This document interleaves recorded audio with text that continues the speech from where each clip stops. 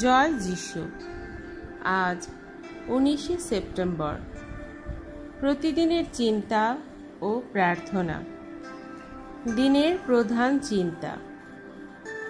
তারাই যথার্থ ভক্ত যারা কখনো নিজেদের জীবনের উৎসকে ভুলে থাকতে পারে না।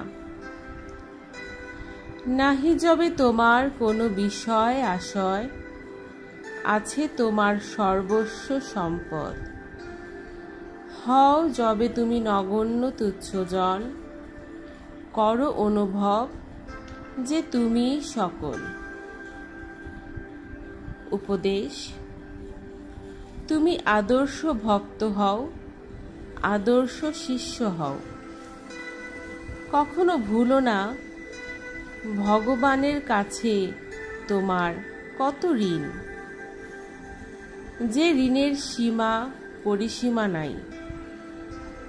তুমি যদি কখনো তার অথবা তার সন্তানদের সেবায় আত্মদান করতে পারো, তবু তোমার সেই ঋণ শোধ হবে না। তোমার জীবন নিবেদন করেও যদি তার প্রসন্নতা লাভ করতে পারো, তাই হবে এক মহত্তম কাজ। তোমার চিন্তা, কথা বা কাজের সূত্রে যদি তার প্রসন্নতা লাভ করো, সে তোমার বিশেষ সৌভাগ্য। যিনি তোমার জীবনের মূল, তাকে নিরন্তর মনে রেখো। এর অপেক্ষায় অন্য কোনো বড় কাজ নেই। এটাই তোমাকে সজীবতা এনে দিবে। তুমি এক মুহূর্তের জন্য তার কথা ভুলতে পারো না।